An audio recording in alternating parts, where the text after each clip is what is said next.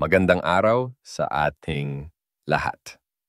Bago natin panoorin ang video, nakikiusap po ako na mag-like and share sa napapanood ninyong video. At ang hindi pa nagsasubscribe ay mag-subscribe na para ma-notify kayo ng YouTube sa ating bagong upload.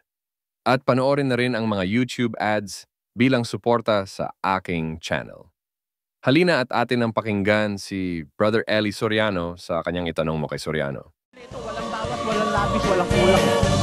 Kaya ang sabi ng mga apostol, matuto kayo sa amin, huwag hihigit sa bagay na nasusulat.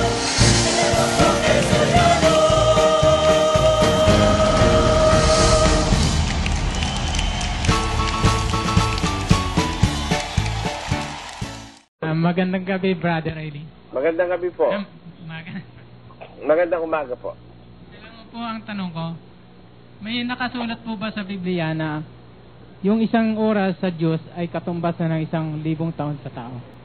Walang ganon. Ang nakasulat sa ikalawang Pedro 3, ganito kapatid, versikulo 8. Datapwat, huwag ninyong kalimutan mga minamahal ang isang bagay na ito, na ang isang araw sa Panginoon ay katulad ng 1,000 taon, at ang 1,000 taon ay katulad ng isang araw. Walang nakalagay dyan na 1,000 taon sa tao, kundi parehon sa Panginoon lang yan eh. Sabi sa Biblia, huwag niyong kakalimutan ito mga minamahal, na ang 1,000 taon ay katulad ng isang araw.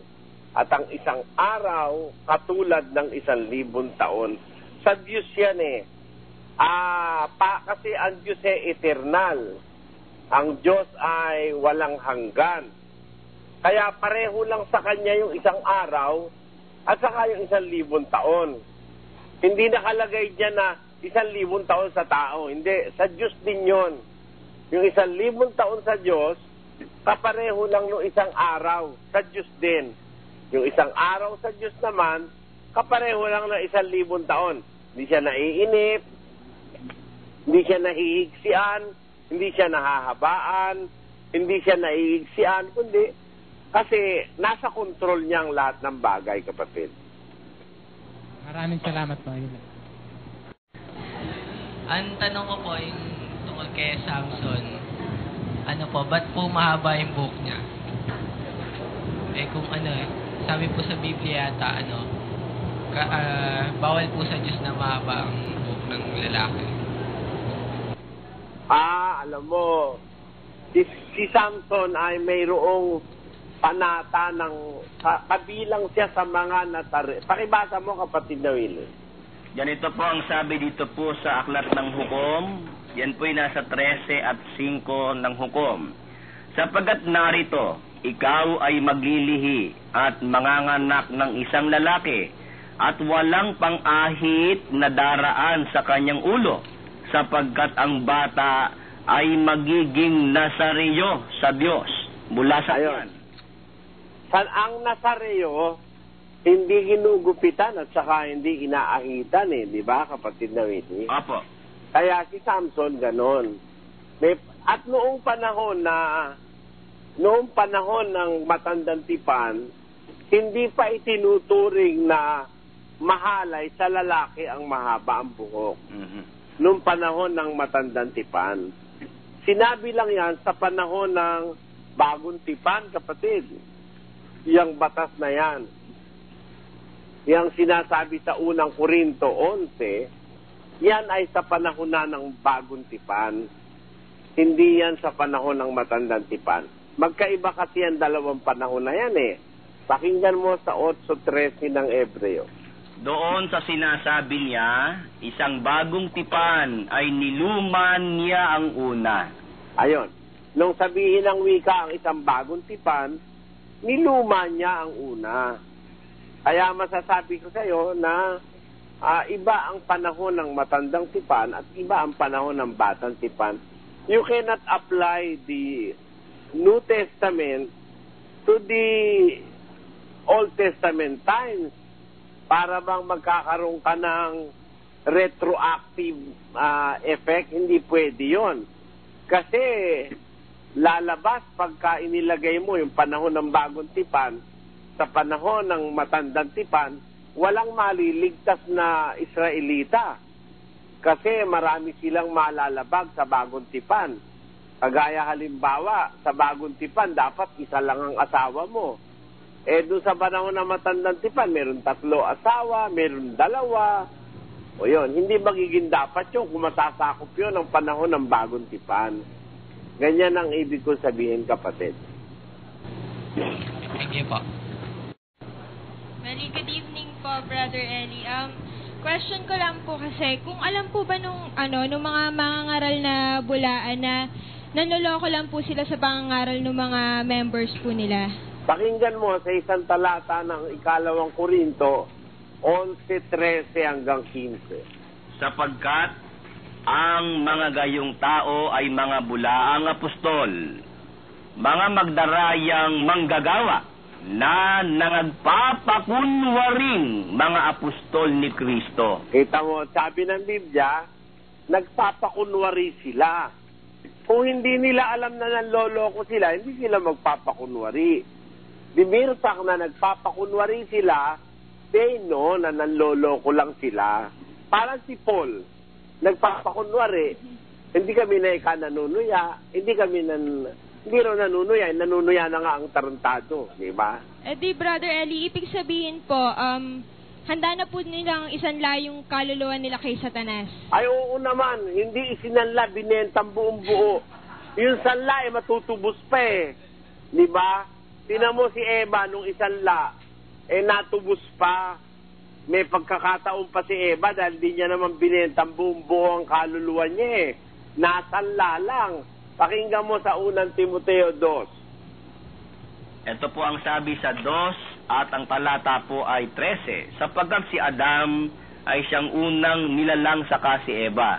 At si Adam ay hindi nadaya, kundi ang babae ng madaya ay nahulog sa pagsalangsang. Ngunit ililigtas siya sa pamamagitan ng panganganak. Ayan. May chance na maging dapat ang babae na si Eva, di ba? Apo. Ngayon, pwede kasi siyang tubusin dahil nakasanla sa terminong gano'n, Parang nakasanla lang. Pero yung mga pastor manluloko talaga, hindi nakasanla kaluluwa niya, naibentang buong buo na. Kaya hindi mo na pwedeng tubusin dahil meron ng absolute deed of sale. At yan ay pinirmahan sa impyerno, ang kakontrata ay ang demonyo. May silyado pa yan ng mga demonyo, kaya hindi mo na matubos dahil meron talagang ganyang mga tao. Pakinggan mo sa Awit 49, ganito nakasulat. Ito po ang mababasa sa 49 ng Aklat ng Awit sa talatang 14. Sila'y nangatakda sa Sheol na parang kawan. Kamatayan ay magiging pastor sa kanila. Nakatakda na sila sa libingan na parang kawan. Opo. Kamatayan ang pastor nila. May makakatubos ba sa kanila? Yan din, kapatid na Willie. Ito po ang sinasabi naman dito po sa aklat naman sa 49 at ang talata naman po ay 7. Wala sa kaniyang makatutubos sa ano pa mang paraan sa kaniyang kapatid. Di magbibigay man sa Diyos ng pangtubos sa kanya. Bakit? Sapagkat ang katubusan ng kanilang kaluluwa ay mahal at ito'y naglilikat magpakilanman. Naglilikat ang katubusan para sa kanila, walang makakatubos. Kasi hindi mo na pwedeng tubusin yun, talagang ayaw naman patubos Yun ang ibig ko sabihin. Yung sinasabi sa Biblia na yung sinabi diyan na nagpapakunwari silang mga apostol ni Kristo. Kaya sila nagpapakunwari kasi alam nila all the while na sila ay hindi nagsasabi ng totoo. Kaya kailangan nila magpakunwari. They have to have a disguise.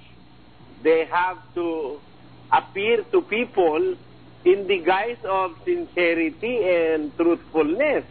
But in fact, it is the other way round, kapatid. Ganun po. Bali, yung second question ko po, kailangan po ba 100% na sundin yung utos ng Diyos para po maligtas? Nasa 2 Gs ng Santiago ang sagot. Sapagkat ang sino mang gumaganap ng buong kautusan at gayon may natitisod sa isa ay nagiging makasalanan sa lahat. Halimbawa, anak ka, no? Dapat mo sundin lahat ng utos para sa anak. Halimbawa, may asawa ka naman, dapat mo sundin lahat ng utos para sa may asawa. Halimbawa naman ikaw ay isang mangangaral, dapat mo sundin lahat ng utos para sa isang mangangaral. You cannot escape following the entirety of the commandment that is meant for you. Kailangan yung para sa'yo, sundin mo. Halimbawa, kagaya ni Sis Luz, wala naman siyang asawa, hindi niya sinusunod yung utos para sa may asawa. Kasi baka ang maging implikasyon sa iba, kailangan sundin lahat ng utos. Merong utos para sa may asawa, wala namang asawa si Sis Luz. Hindi siya sakop nun. Yung sakop lang para sa iyo, kailangan mo sundin lahat yon, kapatid. Okay, thank you po. Salamat. Good morning, Brother Eli. Magandang umaga po. Mahaba-haba na rin po ang panahon na pakikinig ko sa inyo, no? And then, madalas ko po rin narinig sa inyo na yung sinasabi, yung binabasa niyo rin po madalas sa Biblia, yung kapag nakarinig ka ng mabuti, gawin mo. Ano po ba yung nakarinig ng mabuti? Yung po ba yung, may span of time po ba yung kailangan po ba isa pakikinig mo ng mabuti, kabuuan ng kaaral na po ng Biblia po ba yun? Ganito yun, kapatid. Kung ano yung narinig mo, naintindihan mo na, gawin mo na. Step by step yan eh. God does not oblige you to do the entire thing at the same time or at once. Ang kailangan lang ng makita sa atin ng Panginoon, yung ibinigay niya ngayon, pahalagahan mo. Yung naunawaan mo, sundin mo. At dadagdagan niya yung nauunawaan mo. Dadagdagan kanya ng talento. Tingnan mo sa Biblia, may binigyan ng 5 talento. May binigyan ng 2. May binigyan ng 1. Yung 2, ginamit nila yung talentong binigay. Yung 5, ginamit niya, nagtubo siya. Yung 2, ginamit niya yung talento, nagtubo siya. Yung 1, hindi niya ginamit. Kaya siya sinumpa ng Panginoon. Ganun ang tao. Kung alin yung nasa iyo, the thing that you have understood, kailangan makita ng Diyos na ginagawa mo yon. Sabi nga ng Biblia, ang tapat sa kaunti ay tapat sa marami. Paano kanyang dadagdagan? Kung yung nasa iyo, nakakaunti, ay ayaw mong gawin. Illogical para sa Diyos, nadagdagan ka pa niya ng mauunawaan, kung itong konti ayaw mong gawin, dagdagan ka pa. Kaya mga pastor hindi nakakaunawa Yung mga manluloko, kasi nga paano silang dadagdagan ng unawa? Paano silang makakaunawa? Yung maliit na naunawa nila, ayaw nilang gawin Niloloko nila pati ang kanilang sarili, pati kamag-anak at asawa at mga anak nila, di ba?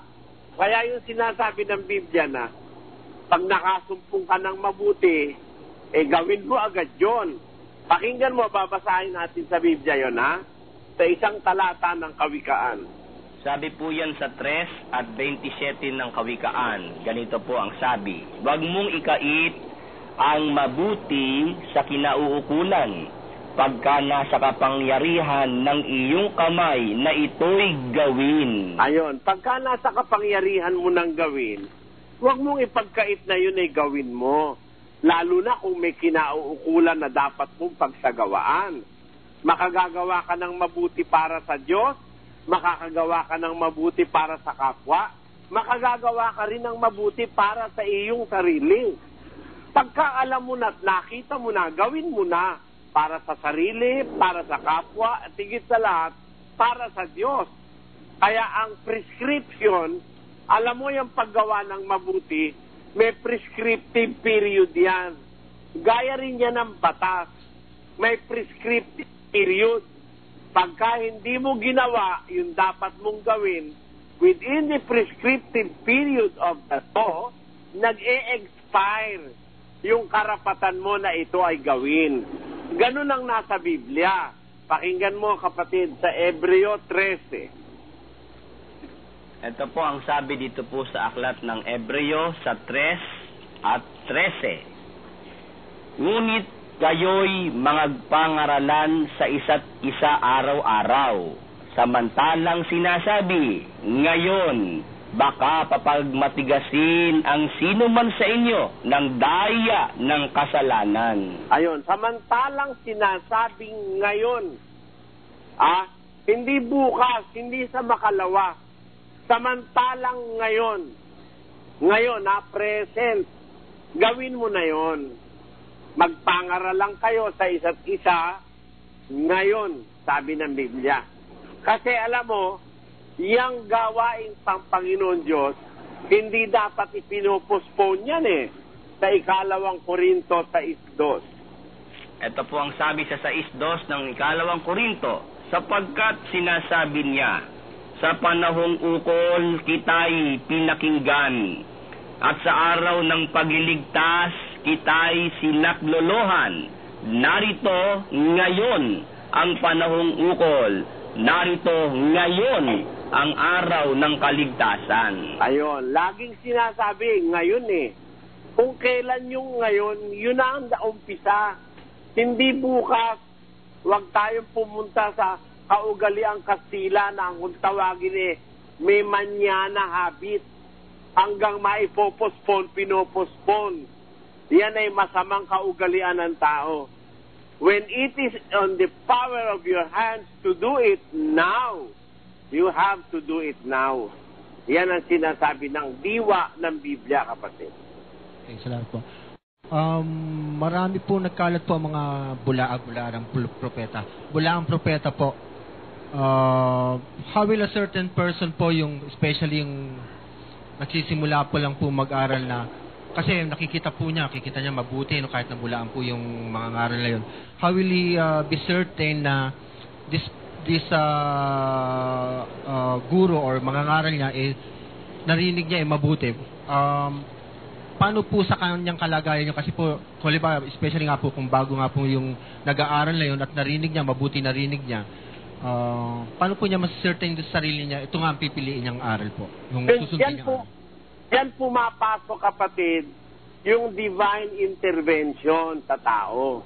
Alam mo, by ourselves alone, we cannot ascertain what is real and what is illusion. But with the divine intervention, which is always ready to intervene for the sake of those people who are God-loving people, ay doon mangyayari yung sinasabi mo, kapatid. Bibigyan kita ng halimbawa. Maraming mga tao na nasa born-again movement, akala nila tamang-tama na yung sinasabi ng pastor na papatalunin, talon, papatayuin, tatayo, papaupuin, uupo, papabaliktad yung payong, babaliktad rin. Ngayon, kung walang divine intervention, you will be led astray. You are going to oblivion. Pero pag may divine intervention, God is always able to do this kind of thing for the salvation of those who love Him. Kaya lang may napapabayaang naaakay ng masasamang tao. Kaya lang may mga naliligaw. Dahil hindi nakikita ng Diyos yung genuineness of the intention to serve Him. Kaya for the meantime, na wala sa iyo yung genuine intention to serve God, yung divine intervention is held in abeyance. Hindi muna siya nakikialam. For the meantime, dahil nakikita niyang it is not yet the right time para siya ay makialam. Dahil wala pa sa'yo yung sinseridad na talagang makapaglingkod ka sa Diyos. Pero once na nakita ng Diyos that kind of yearning or that kind of sincerity that He is looking for, actually, He is looking for that. Basahin natin sa awit 1, kapatid na Philip. Ganito po ang sinasabi dito po sa aklat ng awit. Ito po'y nasa 1 at ang 14:1. 14:1 po ng awit. Ito po sinasabi, tinutunghan ng Panginoon ang mga anak ng mga tao mula sa langit upang tingnan kung may sino mang nakakaunawa na hinahanap ng Diyos. Ayun, tinitingnan ng Diyos ang mga tao kaya wala kang dapat ikabahala kung sa Diyos ka He is always on the guard. He is always on the lookout. Sa millions or billions of people on earth, it is His business to look unto all people on the face of the earth. Naghahanap siya ng nakakaunawa na yun ang hinahanap ng Diyos. Once na makita niya yon, there will come the divine intervention that I'm trying to tell you. Gagawa ang Diyos ng paraan para yung tao na yon na naghahanap sa Diyos makakita ng Panginoon Diyos. Yan ang paniniwala ko, kapatid. Kaya kung meron mang mga taong nananatili sa ilalim ng pandaraya ng mga manlulokong pastor kasi wala pa sa kanila yung yearning o yung pagnanasa na maging dapat talaga sa Diyos. Kumbaga ang relihiyon sa kanila palamuti lang ng buhay. Parang it's a part of their social life. Parang it's a part of their status in society. Kaya lang sila nagre-relihiyon. Pero hindi kasing deep o kasing lalim ng interest ng talagang gustong maging dapat sa Diyos. Pero pag nakita ng Diyos merong kanon, ayun, makikialam na siya. Gagawa na siya ng paraan para ikaw ay matuwid. Ganun yan, kapatid. Salamat po, Brother Eli. Brother Eli, sabi niyo po, yung mga napupunta po sa langit, hindi na po nila naaalala yung yung mga masamang pangyayari dito po sa sa mundo. Bali po, yung mga napupunta po ba sa impyerno, naaalala po ba nila yung mga nangyayari sa mundo? Oo naman, kasi gaya ng sabi ko kanina, yung mapupunta sa impyerno as is, hindi mapapalitan ang kanilang kaisipan at ang kanilang kalagayan. Bibigyan lang sila ng walang hanggang kamalayan para they can suffer and they can feel the consequences of their sins and their transgression.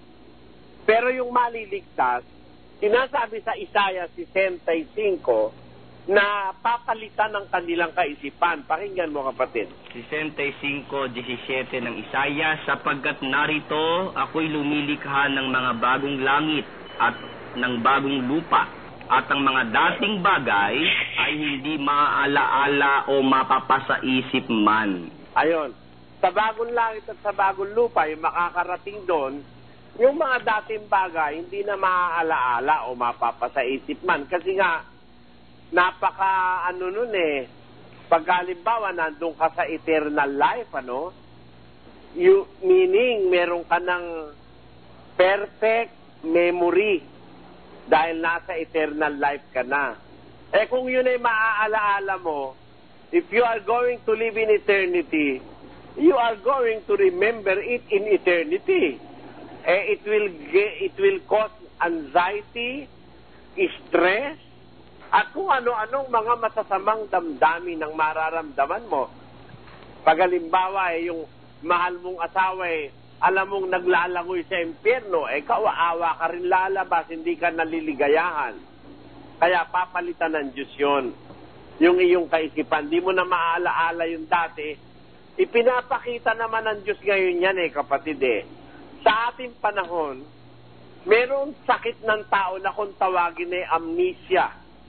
Ang amnesia, isang uri ng sakit na pagka nagkaroon ka niya, nakakalimutan mo yung mga pangyayari sa iyong pagkatao. Pati nga yata ang pangalan mo at apelyido, nakakalimutan mo. Parang ganun lang si kapatid na Dani, pag natitikman niya yung luto ko, pansamantala nakakalimutan niya yung biyenan niya, ganun. Di ba kawikaan yun, di ba, no? Pagka masarap magluto, makalimutan mo pati pangalan mo, sabi. Meron na tayong modelo o hint o clue as to what will happen in the new heavens and the new earth. Magkakaroon tayo ng pagkalimot sa masasamang pangyayari na naganap sa ating pakikipamuhay dito sa mundo. Yung mga kaapihan natin, yung paglusob ng NBI, yung demanda na wala namang batayan, walang ebidensya, yung mga sari-saring paninian, bularan, makakalimutan na natin yan dahil nandun na tayo mag-e-enjoy ng buhay na walang hanggan. Pero kung maaalala mo pa yan doon, baka pati doon makalbo ka pa sa konsumistong kay bularan, di ba? Ganun lang yung kapatid. Galing ng Florida at may dalawang tanong lang naman po Brother Eli ang kanyang liham. Dito na po ako sa tanong niya. Brother Eli, ano po ang kahihinatnan ng sobrang paniniwala at pagsunod sa kanilang nakagisnang aral ng Katoliko? Halimbawa po, ang pag-aantanda, pagrorosaryo, pamisa sa kaluluwa ng kamag-anakan at pagluluhod sa mga rebultos at pagiging first pope ni Peter sa Rome. Ano raw ang kahihinatnan? Opo. Aba, nasa Biblia yun Nasa 2 Tesalonica, kapatid na Joseph, na ang kanilang kahihinatnan, hindi pala, nasa Pilipos pala yun. Sa 3:19, na ang kanilang kahihinatnan ay ang kapahamakan. Ayon. Kapahamakan ng kahihinatnan ng paniniwala na hindi nakabatay sa Biblia. Napakamaling paniniwala, paniwalaan mo. Lalo na kung nag-aaral ka, halimbawa mataas ang pinag-aralan mo, abogado ka, maestrado ka ng Korte Suprema, halimbawa, maniniwala ka na ang first pope si Peter without due investigation, shame on you, Attorney Rosal, hindi ba? Di ba? Imagine you will believe that Peter is the first pope when the word pope was used only in 521 AD by Ennodius. Ibig sabihin, 500 years nang patay si Peter nung gamitin ng Iglesia Katolika yung salitang pope. How can then Peter become the first pope when the word pope or the title pope was only used by the Catholic Church in 521 AD? It is illogical, it is silly, it is foolish, it is katarantaduhan na maniwala ka si Pedro ang first pope. Ayan. At napakalaking kalikuan, maniwala ka sa isang relihiyon na ang kanyang pangunahing aral at doktrina at sakramento ibinebenta sa tao. May bayad ang binyag, may bayad ang kasal, may bayad ang pasulat ng kumpil, may bayad ang serbisyo sa patay. Bulo ka na, binabayaran pa rin yung pamisa. Sa Biblia, bawal yan, kapatid na Josel. Pakibasa, kapatid na Willie. Sabi po sa Mateo sa 10:7, at samantalang kayo'y naglalakad, ay magsipangaral kayo. Tinanggap ninyong walang bayad, ay ibigay ninyong walang bayad. Ayan ang reglamento ng Panginoon ng Biblia. Ang sabi ng Panginoong Jesus, ang tinanggap ninyong walang bayad, ibigay ninyong walang bayad. Freely thou hast received, freely give. Sabi, recibisteis de gratia, dad de gratia, ang sabi ng Biblia. Kaya walang bayad ang aral eh. Yung binyag, walang bayad yon. Yung kasal, walang bayad yon. Yung mga sakramento sinasabi, walang bayad yon. Pag pinabayaran yan, hindi totoo yung relihiyon na yan. Kahit bali-baliktarin mo ang pag-a-analyze sa Biblia, hindi pwedeng maging totoo ang isang relihiyon na ang salita ng Diyos ibinebenta. At napakalaking kalikuan, maniwala ka sa isang relihiyon na ang kanyang pangunahing aral at doktrina at sakramento ibinebenta sa tao. May bayad ang binyag, may bayad ang kasal, may bayad ang pasulat ng kumpil, may bayad ang serbisyo sa patay. Bulo ka na, pat binabayaran pa rin yung pamisa. Sa Biblia, bawal yan, kapatid na Josel. Pakibasa, kapatid na Willie. Sabi po sa Mateo sa 10:7, at samantalang kayo'y nangaglalakad, ay magsipangaral kayo. Tinanggap ninyong walang bayad, ay ibigay ninyong walang bayad. Ayan ang reglamento ng Panginoon ng Biblia. Ang sabi ng Panginoong Jesus, ang tinanggap ninyong walang bayad, ibigay ninyong walang bayad. Freely thou hast received, freely give. Sabi, recibisteis de gratia, dad de gratia, ang sabi ng Biblia. Kaya walang bayad ang aral eh. Yung binyag, walang bayad yon. Yung kasal, walang bayad yon. Yung mga sakramento sinasabi, walang bayad yon. Pag pinabayaran yan, hindi totoo yung relihiyon na yan. Kahit bali-baliktarin mo ang pag-a-analyze sa Biblia, hindi pwedeng maging totoo ang isang relihiyon na ang salita ng Diyos ibinebenta. Bawal kasi yan eh. Pakinggan nyo sa 23:23 ng Kawikaan. Bumili ka ng katotohanan at huwag mong ipagbili. Oo, karunungan at turo at pag-uunawa. Ayan. Yung karinungan, yung turo, yung pag-uunawa, ang wika ng Panginoon, huwag mong ipagbibili. Bawal ibenta yan eh. Ang karaniwang mga relihiyon binebenta yan, kapatid na Josel Kaya bawal yan. Bali po, itatanong ko po kung pinahihintulutan po ba ng Diyos ang pagkakaroon na o ang paggawa ng organ transplant. Katulad po ng blood transplant. Transfusion. Alam mo kapatid, yung organ transplant, kung ating kukunin sa Biblia, pagpapalit na yun ng naturalese, which is not in accordance with God's will. Kaya natin masasabi na it is not in accordance with God's will. Bakit ho? God's will. Kasi nga pagwawalang paglapastangan yan mismo sa katawan Pag-aalis ng puri sa katawan. Nasa Roma yan, Kapitulo 1. Ganito po ang nakasulat sa 1 at 24. Dahil dito'y sa karumihan ng mga pita ng kanilang mga puso, ay ibinigay sila ng Diyos sa kahalayan upang alisan nila ng puri ang kanilang mga katawan sa kani-kanilang sarili. Yan po ang sinasabi ng Biblia, kapatid, na may mga tao ang ginawa, yung kanilang mga katawan, inalisan po nila ng kapurihan. Oo, dahil ano ang ginawa nila? Sapagkat pinalitan nila ang katotohanan ng Diyos ng kasinungalingan. Yung pagpapalitan, from truth to lies, mali yun Ganon din naman, yung mga babae nila ang wika.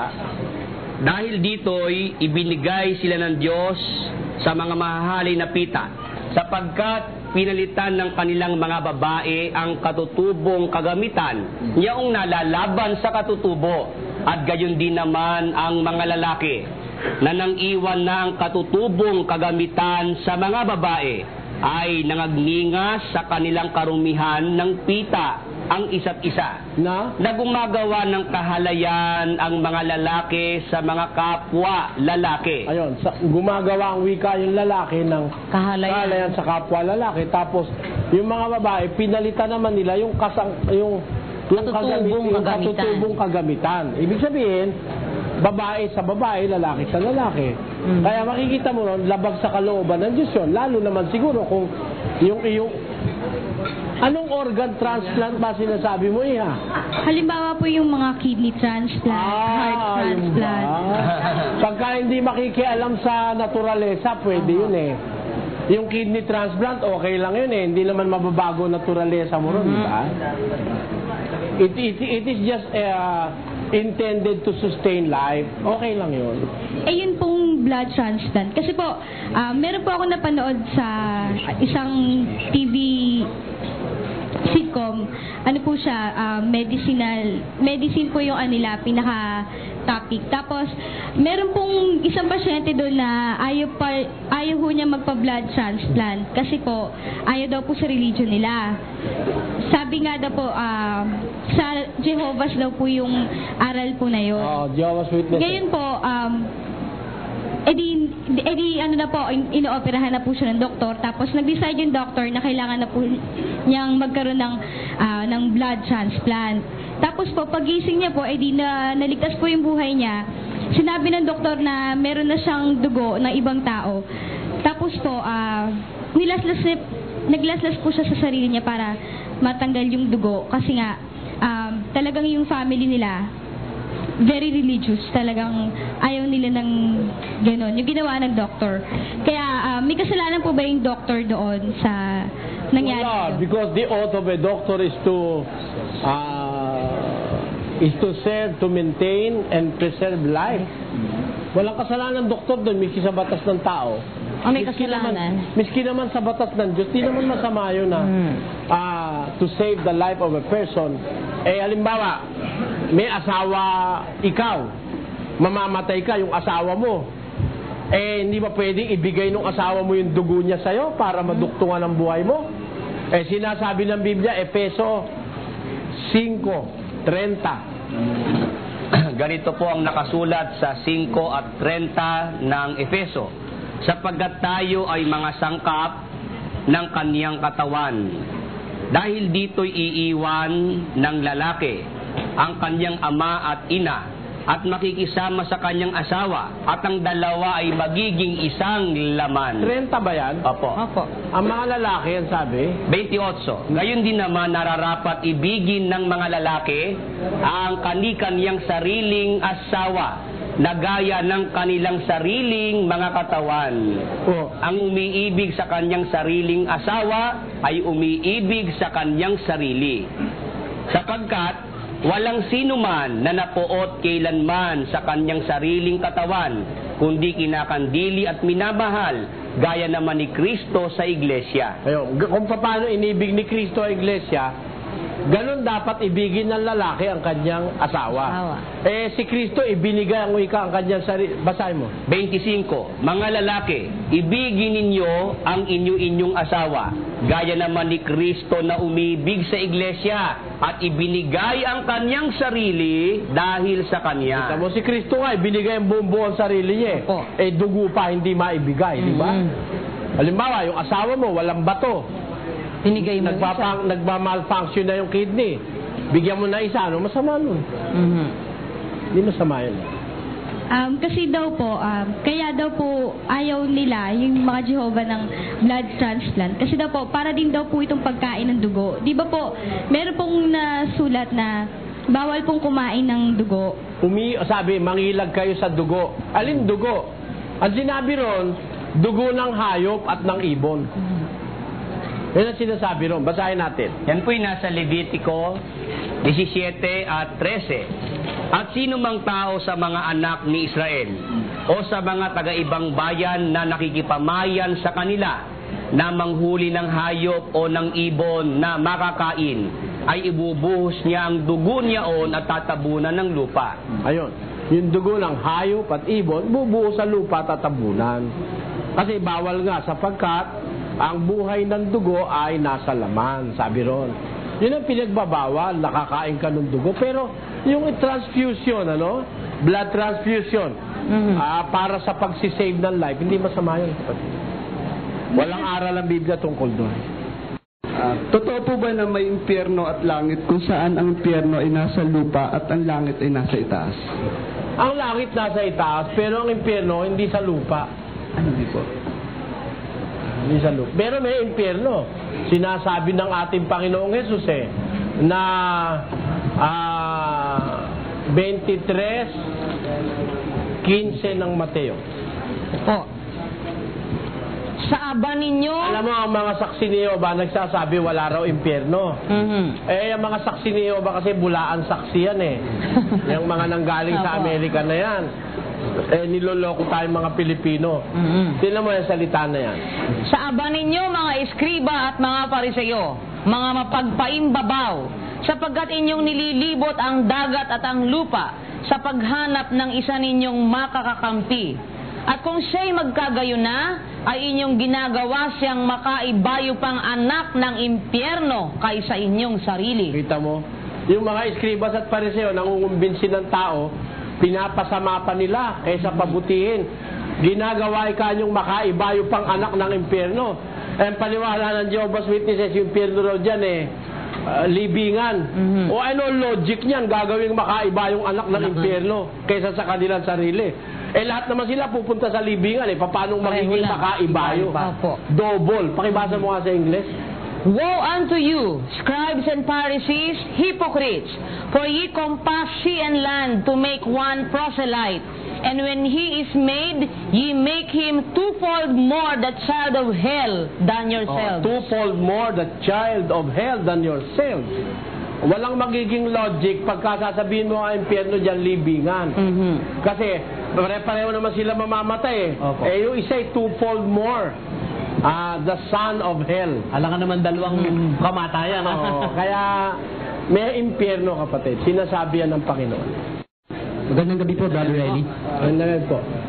Tatanong ko lang po kung gaano katotoo yung sinasabi ng mga iglesia ni Cristo na yung sugo lang daw pwedeng umawag ng Biblia. Kalukuhan yun. Bakit yung mga kapatid sa Thessalonica at Colosas, di naman sugo yun. Pinagbabasa ng apostol na si Pablo. Pakinggan mo. Ito po sa Colosas 4:16. At pagkabasa ng sulat na ito sa inyo, ay ipabasa naman ninyo sa iglesia ng mga taga-Laodicea. Hindi sinabi, ipabasa sa sugo. Hindi, ipabasa nyo sa mga taga-Laodicea. At basahin naman ninyo ang kayong sulat. Kayong mga taga-Thessalonica, basahin ninyo ang wikayong sulat na mula sa Laodicea. O di pati miyembro pinababasa. Sa Iglesia ni Cristo lang naman bawal magbasa miyembro dahil baka matuklasan yung katangahan na sinasampalatayaan nilang katangahan. Takot silang mabisto. Natatakot silang mabisto na ang ipinambabati hindi pangalang Iglesia ni Cristo kundi banal na halik. Di ba? Salamat po, yun lang. Salamat din po. Magandang gabi po, brother. Magandang gabi po.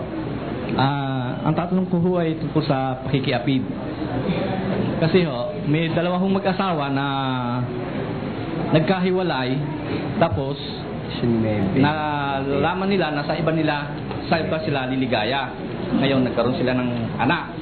Ngayon, yung lalaki naging miyembro niyo ho. Dapat pa ho bang makisama siya sa pangalawa niyang asawang doon siya maligaya?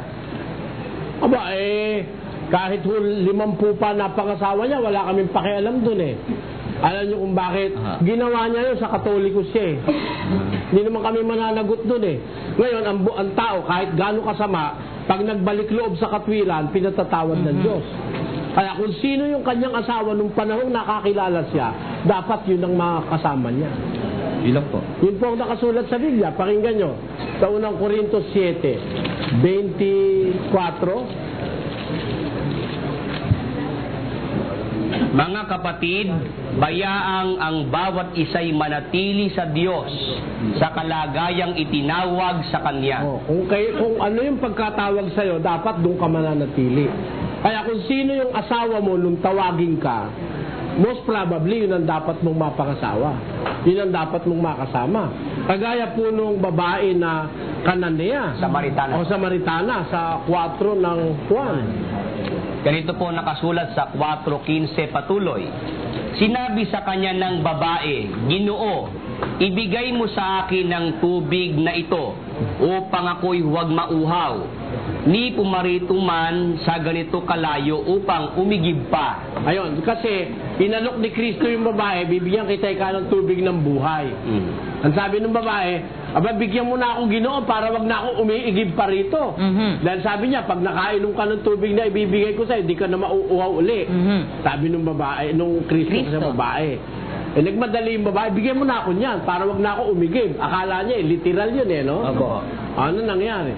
Sinabi sa kanya ni Jesus, humayo ka, tawagin mo ang iyong asawa at pumarito ka. Sumagot ang babae at sinabi sa kanya, wala akong asawa.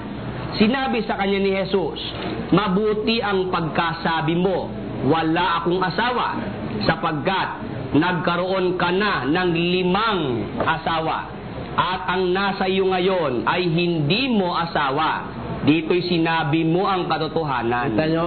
Pinatatawag ayaw umamin ng babae. Sabi niya, wala akong asawa Sinabi sa kanya ni Jesus, Nagkaroon yung sinasabi mo na yan, tama yan, sinasabi mo, wala kang asawa.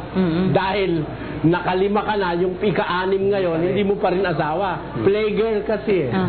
Di ba? Pero pinatatawag ni Jesus yung asawa, intendimiente, ang pinatatawag ni Jesus yung ika-6. Therefore, kahit ika-6 ka, inuoberan ka ni Kristo ng kaligtasan. Hindi po matasabi natin nakikiapid siya. Hindi. Nagawa niya yung kanyang pagkakaano doon sa wala pa siyang alam. Wala pa siyang alam. Yun lang po. Thank you po. Kaya yung kayo... Ang totoo niyan talaga namang galing sa lahat ng kalokohan yung maraming tao Pero pag nagbalik loob sa Diyos, gaya ng sabi ni Brother Eli, pinatatawad po yan. Kasi Brother Eli, yung iba po, pupuntusin, para bang ibig pang ibalik doon sa dati.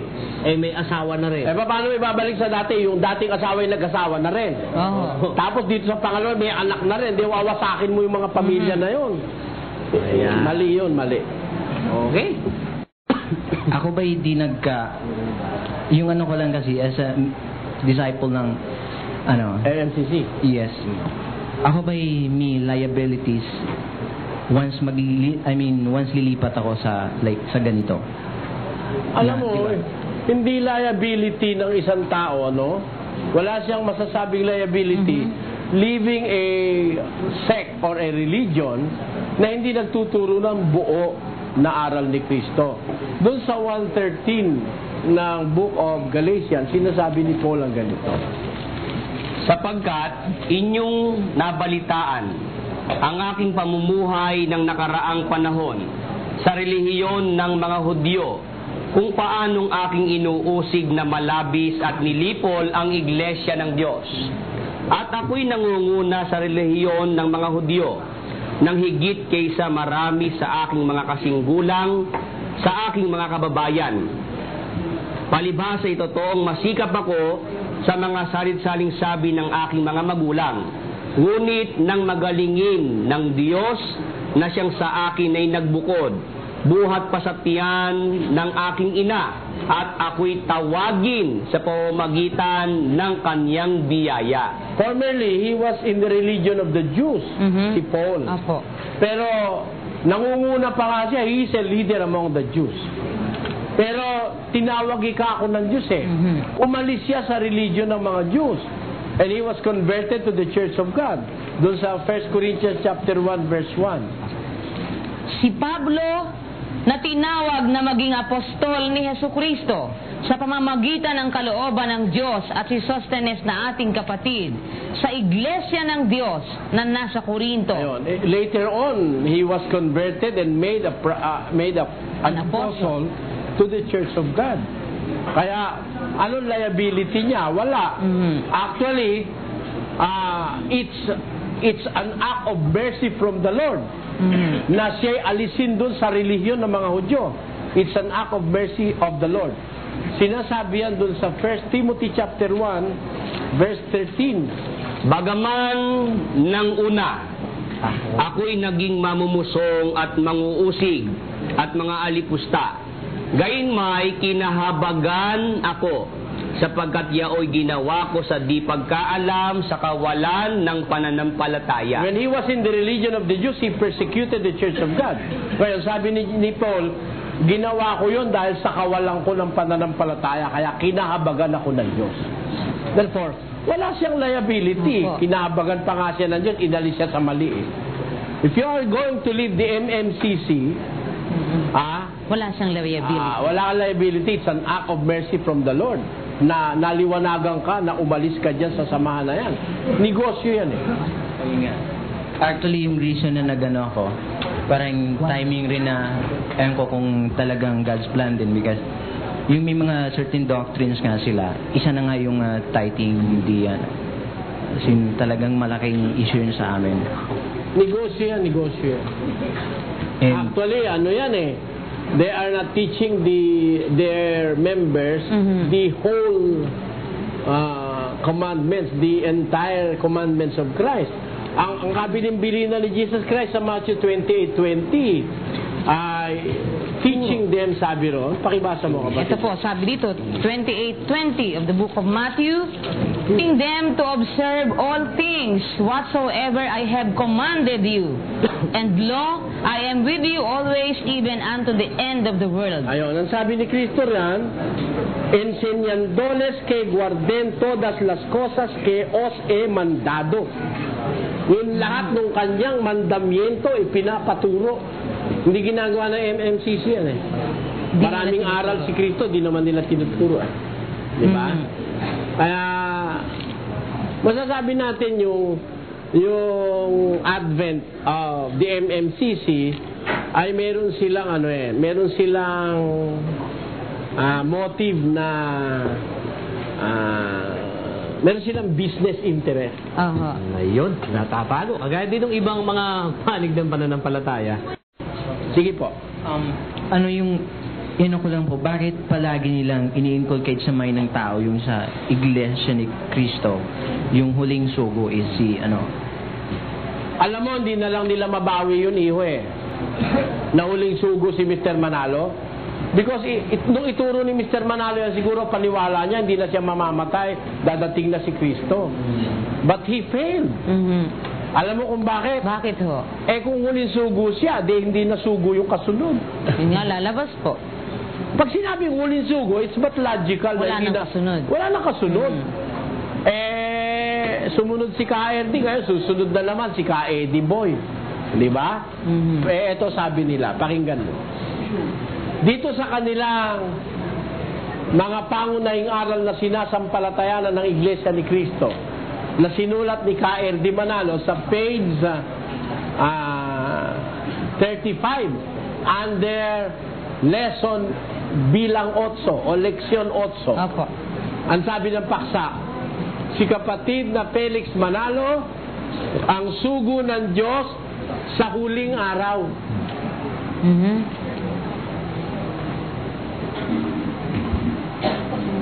Sugo ng Diyos sa huling araw.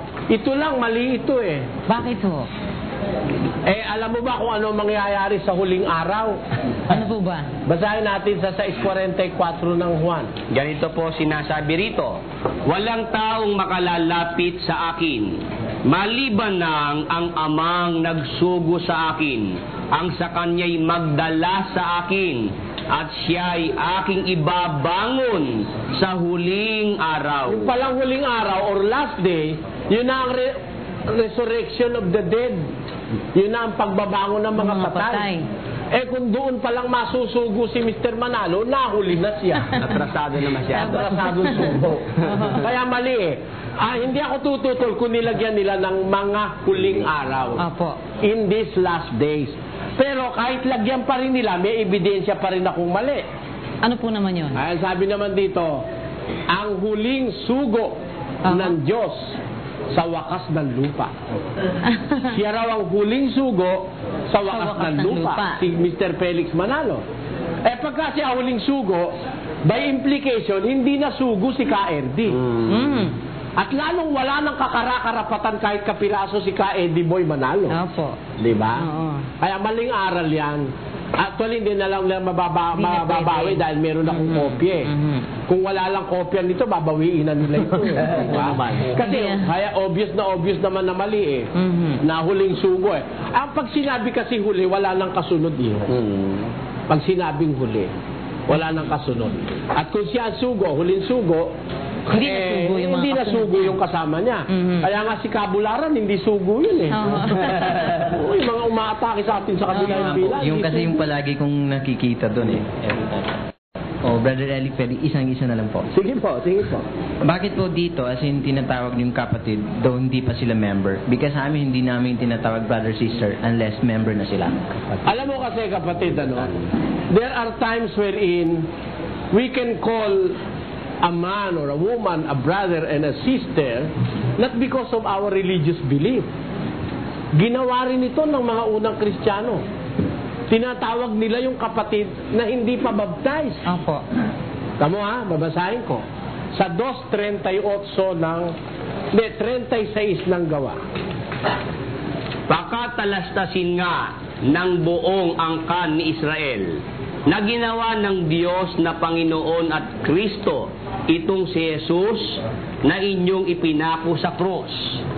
Nang marinig nga nila ito, ay nangasaktan ang kanilang puso at sinabi kay Pedro at sa ibang mga apostol, mga kapatid, anong gagawin namin? Tamo, ang tawag nila, they are not even members of the church, tinatawag nila kapatid.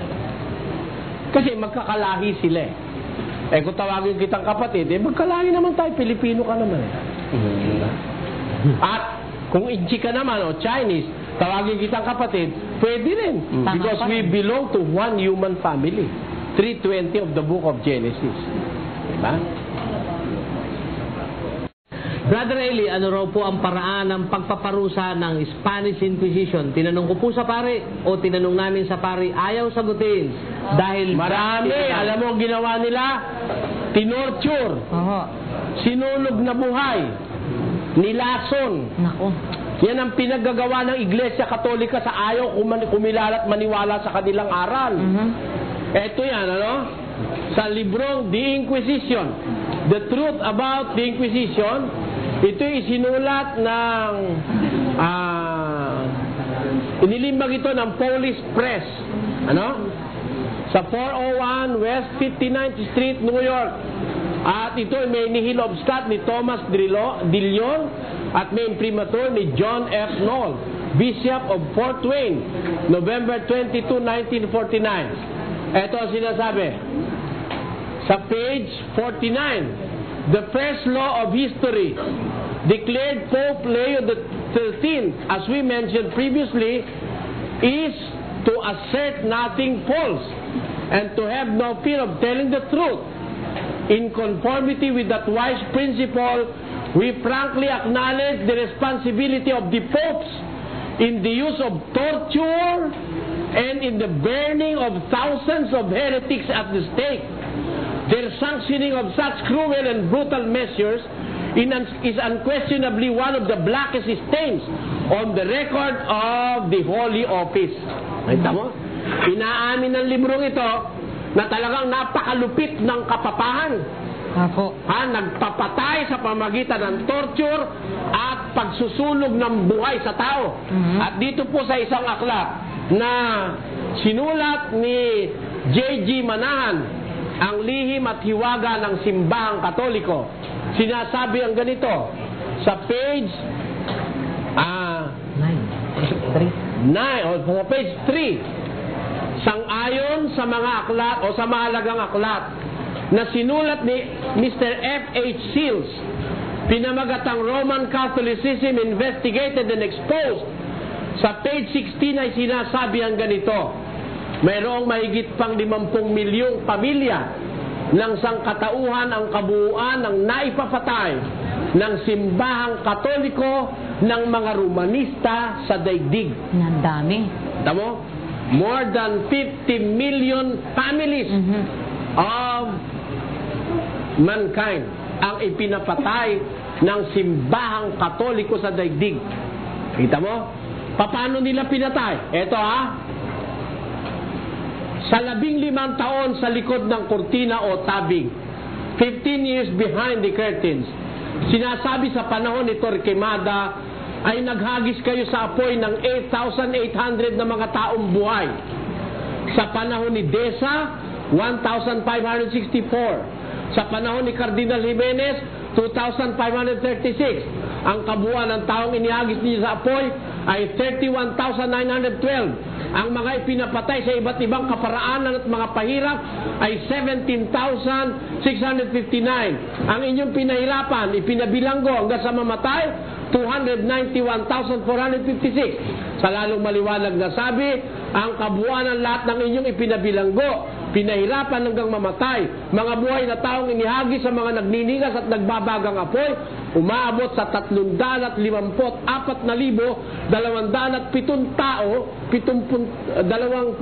tao sa Espanya lamang sa loob ng 15 taon. Sa Espanya pa lang po Sa yun. Espanya pa lang, 354,000 people. At sa buong mundo ang naipapatay nila, kasama na si Rizal, si Gomez, si Burgos at Zamora dito sa Pilipinas. Ang mga ilustradong Pilipinong lumaban sa arang Katoliko, ipinapatay. Mahigit na 50 milyong pamilya ng sangkatauhan ang naipapatay ng pinakamalupit na iglesia sa ibabaw ng lupa.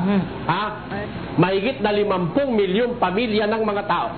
Inaamin ito ng Papa sa Roma ngayon. Ito po ang aming kopya ng The Foreign Post. Dito po sa kanyang isang caption dito na nakaluhod si Papa Juan Paulo II. Yung kasalukuyang Papa ng mga Katoliko, ang sabi dito, the Vatican, Pope John Paul II, embracing the crucifix in St. Peter's Basilica in Penance, in a public confession unprecedented in the history of the Roman Catholic Church, begged forgiveness on Sunday for the sins of the Church over the past 2,000 years. The Pontiff referred specifically to the Crusades and to the 300,000 people who were burned at stake in the Inquisition. Naamin ng Papa sa Roma ngayon, meron 300,000 tao ang sinunog nilang buhay sa Inquisisyong ginawa ng Iglesia Katolika Apostolika Romana. Yan ba ngayon ang ilalagay nyo sa mga van ninyo? Sa inyong mga sasakyan? I am proud to be a Catholic. I am ashamed to be one.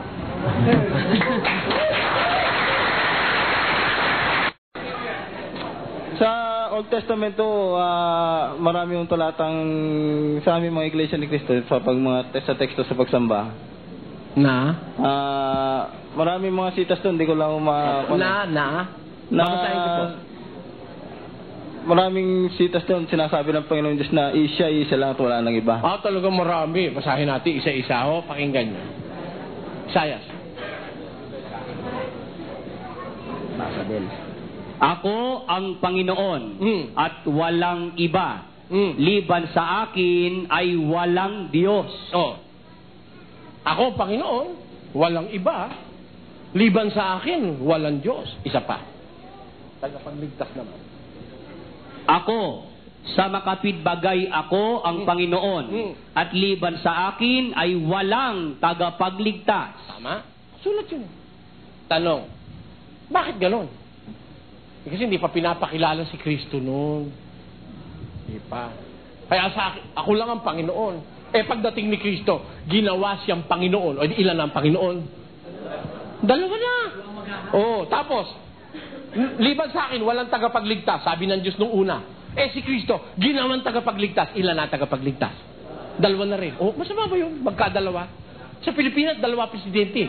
May Erap na may Ramos pa, kita nyo? Di mas maganda? Hindi mo masama. Walang lalabaging batas kung halimbawa maging 2 ang Panginoon. Actually, si David, sabi niya sa 111. Sinabi ng Panginoon sa aking Panginoon, umupo ka sa aking kanan. Ilan ang Panginoon ni David? 2. My Lord, the Lord said unto my Lord, sit down on my right. Sabi niya. Sinabi ng Panginoon sa aking Panginoon. Kaya, ang Diyos ang may Panginoon. Nung una, siya lang. Sabi niya, liban sa akin, wala iba. Nung ipakilala na niya yung kanyang anak, dalawa na sila. Dapat dalawa na rin ang Panginoon mo.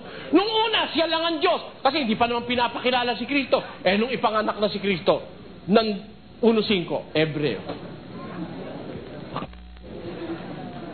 Sapagkat kangino nga sa mga anghel, sinabi niya kailanman, Ikaw ay aking anak.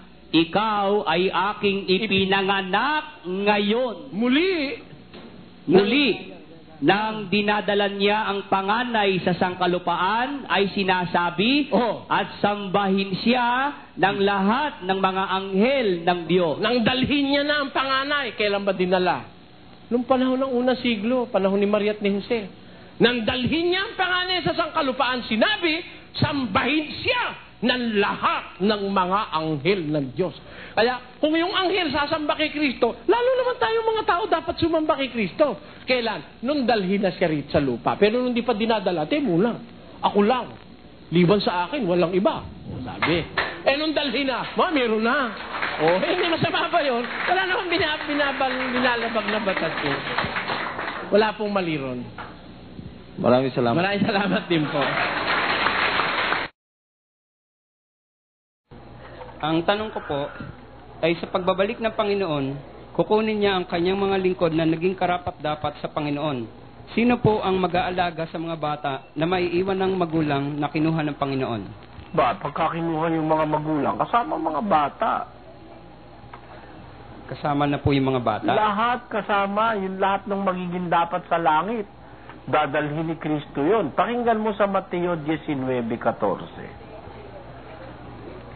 Ito po ang sabi sa 19 at talatang 14 po ng Mateo.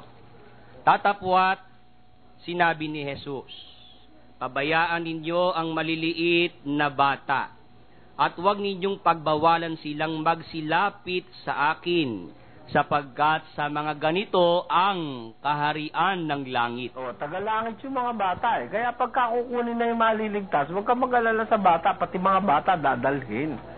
Pati nga yung mga batang ang magulang hindi maliligtas Kukunin din yun Hindi naman kagaya ng adoktrina ng Iglesia ni Manalong. Pagka hindi ka anibang magulang pati bata mapapahamak na. Hindi totoo yun. Ang mga bata, ang sabi ng ating Panginoong Jesus, mga taga-kaharian ng langit yan. Kaya lahat ng bata pagdating niya, kukunin niya yan, kapatid. Ang pangalawa po, pagkatapos po ng pagbabalik ng Panginoon, maghahari ang Panginoon ng 1,000 taon. Sino po ang paghaharian kung ang buhay ng tao ay mahaba na ang tumagal ng 100 taon? Hindi. Ang tao, kapatid, ay ganito. Sa loob ng 1,000 taon na yon, ang tao wala nang kamatayan yun. Saan mo nakuha ba yung impormasyon na mahaba na 100 taon? Kahit na 30 taon lang ang buhay mo, pagka dinatnanong ka nung 1,000 taon na yon, tinan mo babasahin natin ang pruweba sa Apokalipsis. Ang sabi po sa 9 ng Apokalipsis, at ang talata po ay 6. At sa mga araw na yaon, ay hahanapin ng mga tao ang kamatayan, at sa anumang paraay, hindi nila masusumpungan. Ayun, ang sabi ng ating banal na kasulatan, sa araw na yaon, hahanapin ng mga tao ang kamatayan, hindi nila masusumpungan. At mga nanasang mamatay, at ang kamatayan ay tatakas sa kanila. O, tiyan mo, ganito yan, kapatid, Ngayon ba, kapatid, nakakaramdam ka ng gutom? Opo. O, tama yan sa lahat ng tao. Alam mo ba na mayroong isang switch?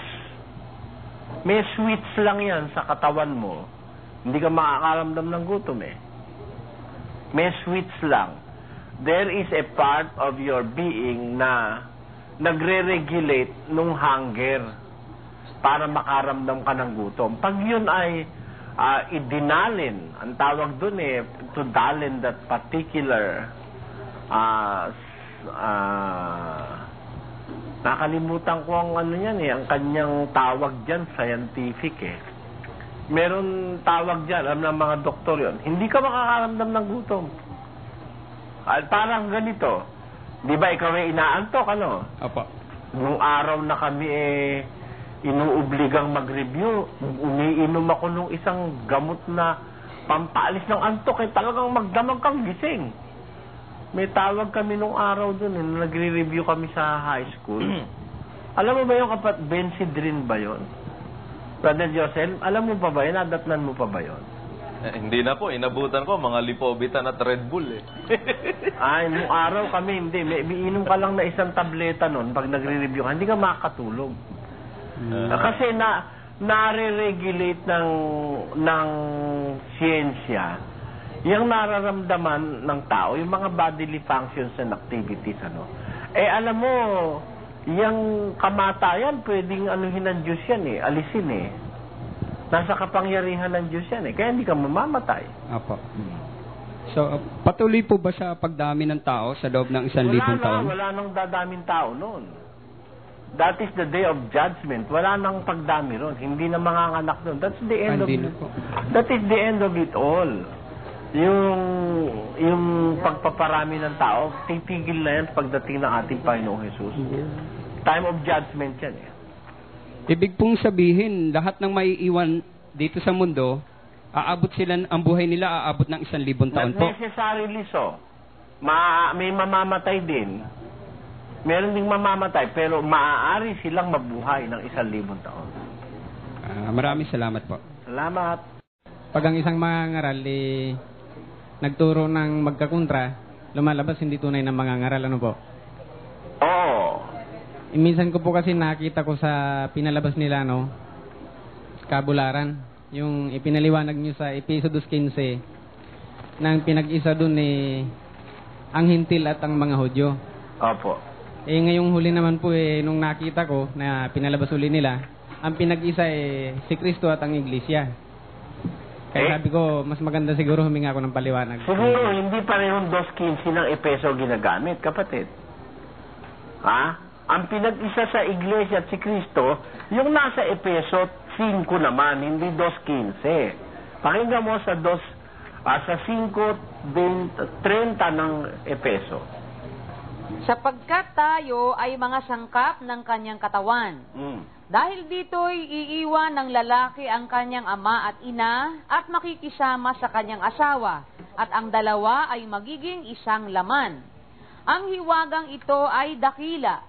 Datapwat sinasalita ko ang tungkol kay Kristo at tungkol sa Iglesia. Ayon. Pagka sa 5:32 tayo, 5:30 hanggang 32, ang pinag-isa dyan na ang dalawa magiging isang laman, si Kristo tinutukoy at saka ang Iglesia. Apo. Pero pagka sa Efeso 2 naman tayo mag-uusap, ang pinag-isa dyan yung Hintil at saka ang Israel, kapatid. Magkaiba kasi ng talatayan Nakuha mo? Opo, nakuha ko po. Salamat. Totoo ba na si Felix Manalo ay huling sugo ng Diyos sa wakas ng lupa? Hindi nga po pwedeng magkatotoo dahil kung siya huli, bakit ngayon meron pa raw silang sugo? Yung KRD naman yata sugo. Kung huli ba yun, marunong ba kayo magbilang? Kung marunong tayo magbilang, hindi tayo maloloko nung ganong kalukuhan Kung huling sugo ba't meron pa rin kayo ngayon sugo? Diba? Ang huling sugo, lalo na sasabihin pa sa wakas ng lupa.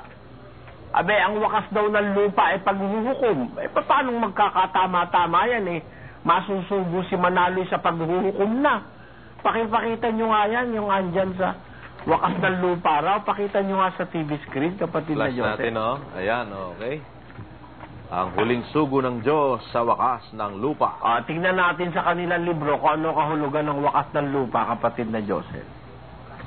Wakas ng lupa, dito po sa kanilang libro na mga pangunahing aral na sinasampalatayanan ng Iglesia ni Cristo. Gawa po ito ni Ginoong Eranio Manalo. Pakita niyo sa screen. Dito ka, tutukan mo ito, iho. Ito po, umpisa natin dito. Dito, pansinin. Iba ang mga wakas ng lupa sa wakas ng lupa. Anong pagkakaiba? Tanong, kailan ang wakas ng lupa? Ang wakas ay ang ikalawang pagparito ni Kristo. Ayun, sa mga kapatid, ayon dyan, kapatid na Joseph, ang wakas ng lupa, pagparito na ni Kristo. Opo. Anong sabi ng pasugo? Balik natin sa pasugo. Flash uli yan. Ang huling sugo ng Diyos sa wakas ng lupa. Sa pagparito ni Kristo. Sa pagparito ni Kristo yan. Kaya na, mahuhuli na yan, sugo na yan. Sugong nahuli. Hindi huling sugo. Sugong nahuli, lalabas yan. Dahil sa paliwanag ni KRD, ang wakas daw ng lupa pagparito ni Kristo. Di ba? Ayan, sa kanilang doktrina, no? Si Manalo masusugo sa wakas ng lupa. Di sa pagparito pa ni Kristo masusugo. Kaya ngayon, hindi pa sugo si Manalo Paano lalaban ng diskusyon si Cabularan? Hindi niya naman kayang patunayan sugo si Manalo. Babasahin ko lang yan, dalawang pasugo na yan Maililitaw ko lang, hindi sugo Di ba? Kasi sa wakas pa ng lupa masusugo Iba. Matakot-takot yan. Kaya hindi lalaban si Cabularan kahit tawasin mo yan. Kahit ipakausap mo sa manananggal, hindi lalaban. Yun lang po, Brother Eli. Salamat po. Magandang po sa lahat at kay Brother Eli. Magandang gabi po. Brother Eli, bali, gusto ko lang pong maliwanagan yung kung pwede kong pakipaliwanag yung sa Micas 4.3 po. 4.3. Pakibasa, kapatid na William, Micas 4.3. 4.3 po ng aklat ng Micas. Ito po sinasabi dito. At siya'y hahatol sa gitna ng maraming bayan at sasaway sa mga matibay na bansa sa malayo at kanilang papandayin ang kanilang mga tabak upang maging sudsod at ang kanilang mga sibat upang maging karit. Ang bansa ay hindi magtataas ng tabak laban sa bansa, ni mag-aaral pa man ng pakikipagdigma. Ano ang tanong mo dyan, kapatid? Bali po, tumutukoy po ba ito sa mga lingkod ng Diyos po sa huling araw o sa panahon po ng Propeta Micas po ba yan? Ay, mabuti para natin maintindihan yan. 4.3, taas mo lang, kapatid na Willie.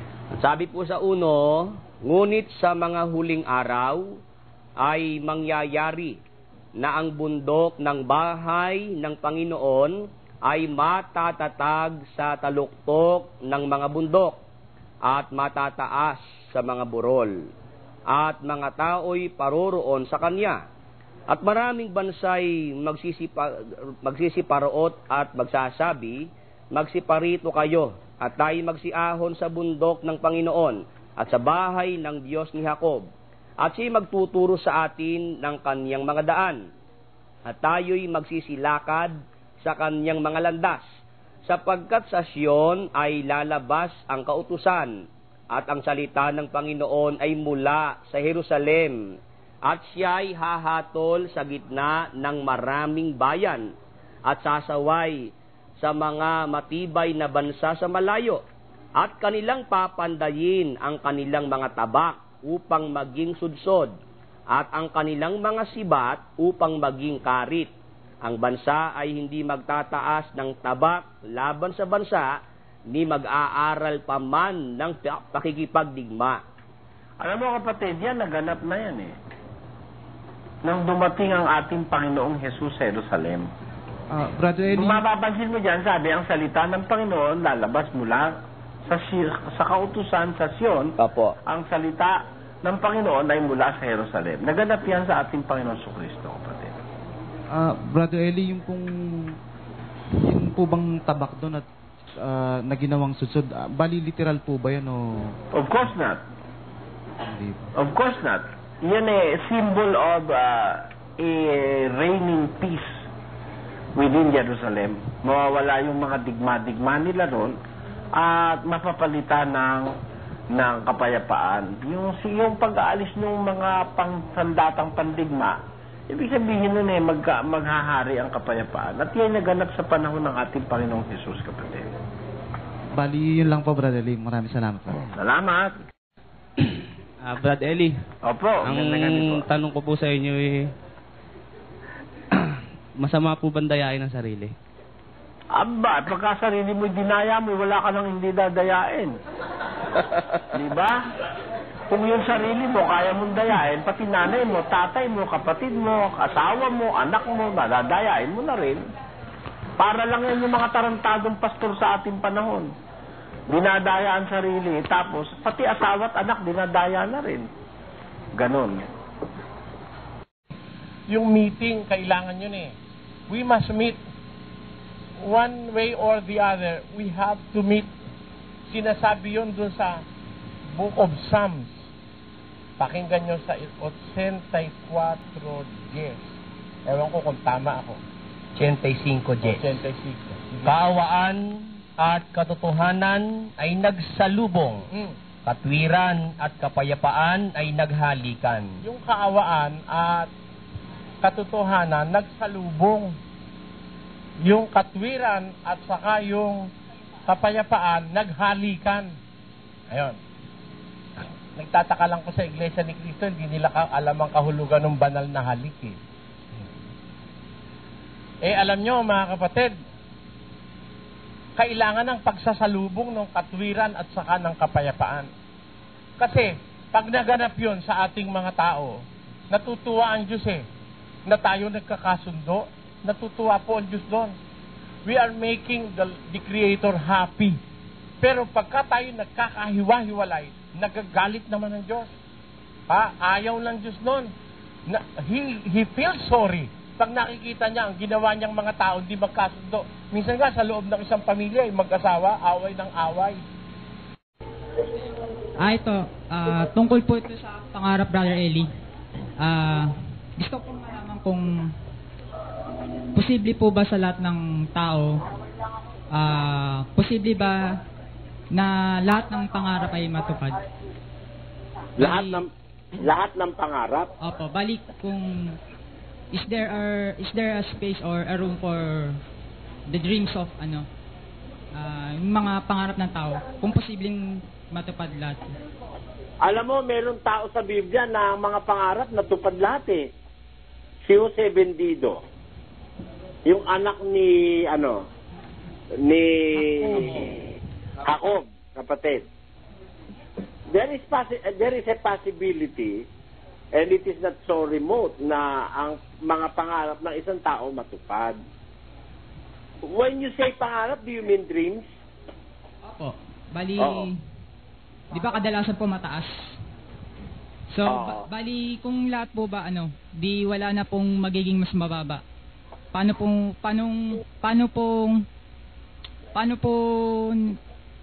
magagampanan yung mga mabababang gawain po? Ay, alam mo kapatid, ganito, no? Ako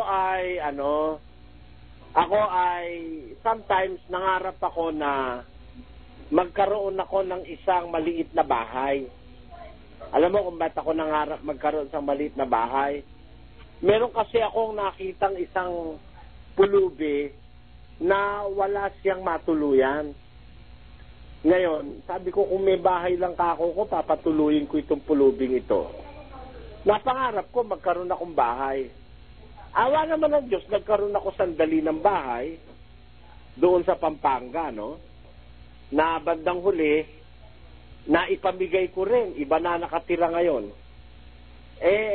Hindi naman ko nagkaroon ako ng bahay, ay naging mataas na ako. Ganun pa rin ako. At dumating nga ang panahon, yung bahay bahay ko naipamigay ko kapatid Yun. Hindi naman ibig sabihin, kung ba, merong mga natupad na mga pangarap ang isang tao, hindi ka na po pwedeng makagawa ng mga bagay na lowly o mabababa. Alam mo, si Kristo ay napakataas. He was exalted by the Father. Pero, bago siya nagpakumbaba, he was exalted. Ang katunayan, nasa 17 yan ng Juan sa versikulo 5, kapatid na Willie. Ito po ang sabi ng ating Panginoong Hesus, 17:5 po ng Juan. At ngayon, Ama, luwalhatiin mo ako sa iyo rin ng kaluwalhatiang aking tinamo sa iyo bago ang sanglibutan ay naging gayon. O, bago pa nangyari ang sanlibutan ay nagtamo na ng kaluwalhatian ng ating Panginoong Hesus sa Ama. At yan ay kinumpirma ng Ama, minsang magkausap sila, andito si Kristo sa lupa, kapatid na Willie. Apo. Pakibasa. Ganito po ang sinasabi dito po sa aklat ng San Juan.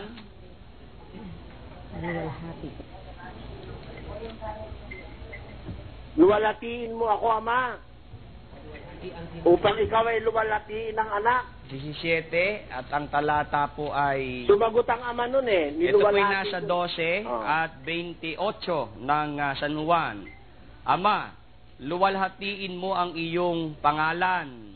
Dumating nga ang isang tinig na mula sa langit na nagsasabi, niluwalhati ko na at muli kong luluwalhatiin. Ayun sabi niya, niluwalhati ko na at muli kong luluwalhatiin. Kaya talaga si Kristo, bago pa siya nagkatawan tao, naluwalhati na siya, di ba, kapatid na Willie, no? Apo. Pero after that, nagmagkatawan tao siya, nagpakababa siya. He humbled himself, sabi ng Biblia. Kaya makikita natin, hindi naman como ikaw ay mataas na, hindi ka na makakagawa ng mga bagay na maliliit, kapatid. Okay na po. Bali, Brother Eli, gusto ko na pong umalit sa inyo sa pagkakataon to. Bali, alam ko na po na ito yung real Kingdom of God. Bali po, nung nasa INC ako, nahirapan ako sa pagharap sa mga pag-uusig. Ngayon, bigyan niyo po ako ng advice kung paano ko malalampasan ang mga pag-uusig. Alam mo, ang pag-uusig tinatanggap yan, kapatid. That is something that you don't have to be sorry for. That is something that you have to be glad for. Ang sabi sa unang Pedro 4, ganito ating mababasa. Ito po ang sabi sa unang Pedro 4 at 12. Mga minamahal, huwag kayong mangagtaka tungkol sa mahigpit na pagsubok sa inyo na dumarating sa inyo upang kayo'y subukin. Nawaring ang nangyayari sa inyo'y di karaniwang bagay. Kundi, kayo'y mga galak. Tingnan mo, yan palang mga pagsubok, mga pag-uusig, yan dapat ikagalak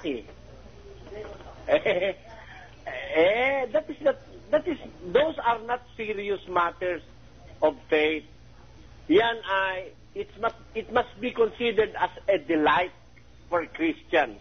Something which you have to be happy about.